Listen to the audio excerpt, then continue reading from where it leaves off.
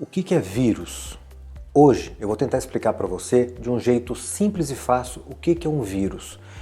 Eu vou tentar usar palavras bem fáceis, bem tranquilas para que você consiga realmente entender. Meu nome é Gilson e sou oftalmologista aqui em Belo Horizonte.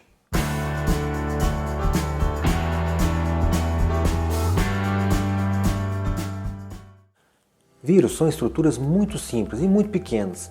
São formados basicamente por uma capa, que a gente chama de cápsula, e por um material genético, que fica lá dentro. Esse material genético pode ser um DNA ou um RNA, ou as duas coisas. Eu não vou entrar em detalhes do tipo capsídeo, capsômero, nucleocapsídeo, nada disso. Tem vírus, por exemplo, que tem envelope, tem vírus que não tem. Eu não vou entrar nesse tipo de detalhe porque não vai ajudar por aquilo que a gente quer hoje. Isso é muito específico. Se você conseguir entender que o vírus ele é uma proteína envolvida por uma capa, já está ótimo. É isso que a gente precisa. Essa palavra vírus vem do latim e significa veneno ou toxina. E eles são conhecidos como parasitas intracelulares obrigatórios. Então, de novo, os vírus eles são uma partícula proteica com uma capa. É um resumo. Eles são super pequenos, muito menores do que uma célula. Eu vou colocar aqui do lado para você comparar os tamanhos. Para você ter uma noção de tamanho, para você conseguir enxergar uma célula, você precisa de um microscópio comum. Agora, para você conseguir enxergar um vírus, você precisa de um microscópio eletrônico. É um tipo específico de microscópio que aumenta muito mais. Se a gente pudesse comparar tamanho, seria igual aos planetas do Sistema Solar. Júpiter bem grande seria uma célula. E Mercúrio, Vênus e Terra seriam, por exemplo, o tamanho de um vírus, que é bem pequeno. Agora um detalhe super importante, eles são parasitas obrigatórios. O que isso quer dizer? Eles só se reproduzem se eles entrarem dentro da célula e controlarem o mecanismo de reprodução daquela célula. Isso quer dizer o seguinte, o vírus não é uma célula, mas eles precisam da célula para poder reproduzir. O que ele faz lá dentro? Ele muda o metabolismo da célula, totalmente, ele muda tudo. Metabolismo é como a célula funciona. Imagina que célula é uma fábrica, é uma usina, só para a gente poder comparar. Todos nós somos formados por células, eu, você, plantas, animais, tudo. Cada célula é formada por uma membrana que fica em volta, pelo citoplasma e pelas organelas. E o que é uma organela? Chama organela citoplasmática. É uma partezinha que fica lá dentro da célula.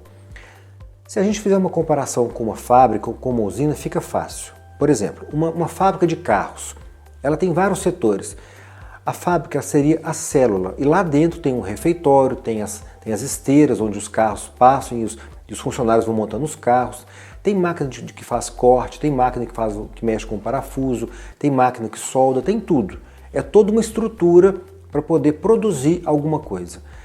Cada setor dessa usina seria uma organela. Na nossa célula, ou nas nossas células, é a mesma coisa. Tem complexo de Golgi, ribossomo, mitocôndria, núcleo é igualzinho, tudo igual.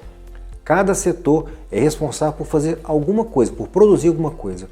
E o núcleo seria como se fosse a sala da presidência. É de lá que vêm todos os comandos, todas as ordens que vão gerenciar aquela célula. E cada célula tem seu núcleo. Do mesmo jeito, cada fábrica tem a sua sala de presidência, ou seja, a sua gerência. A primeira coisa que o vírus precisa fazer é entrar naquela fábrica, ele vai entrar no escritório daquela fábrica e vai tomar conta. Se ele não chegar lá dentro, ele não consegue fazer nada, ele vai ficar batendo no portão sem conseguir fazer nada. Como é que ele faz? O vírus vai tentar entrar na célula para poder conseguir atuar da forma como ele precisa.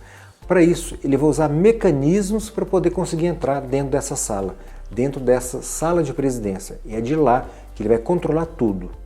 Tem um desenho animado que é mais ou menos isso. Um dos personagens, é até engraçado, mas um dos personagens desse desenho, ele queria controlar o mundo. É mais ou menos isso que eu estou falando, é para poder fazer um sentido figurado. Tudo que o vírus faz é para poder entrar e conseguir entrar dentro da célula. Existem vários métodos que ele faz isso, várias maneiras que ele utiliza para conseguir entrar dentro da célula. Lembra da fábrica? Os métodos que ele usa são endocitose, fusão, translocação. Eu vou colocar aqui do lado para que você consiga entender mais ou menos o que é isso. Agora, o que importa é que se ele não entrar, nada acontece. Só que, infelizmente, ele consegue entrar. Olha, tem muito debate, por exemplo, se vírus é um ser vivo ou não. Mas isso não vem ao caso para o que a gente está falando hoje. Não vai mudar a nossa conversa hoje.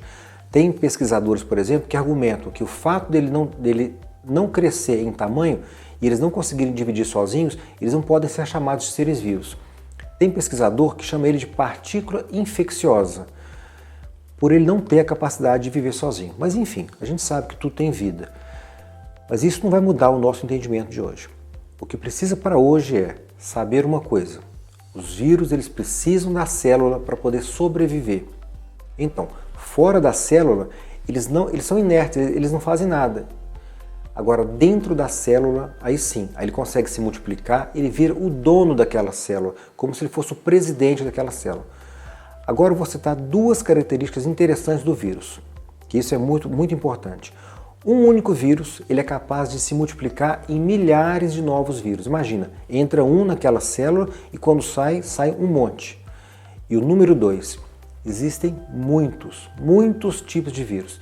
Tem pesquisador, por exemplo, que acredita que o número pode chegar a trilhões. Imagina, seria muito mais vírus do que qualquer outro ser vivo junto.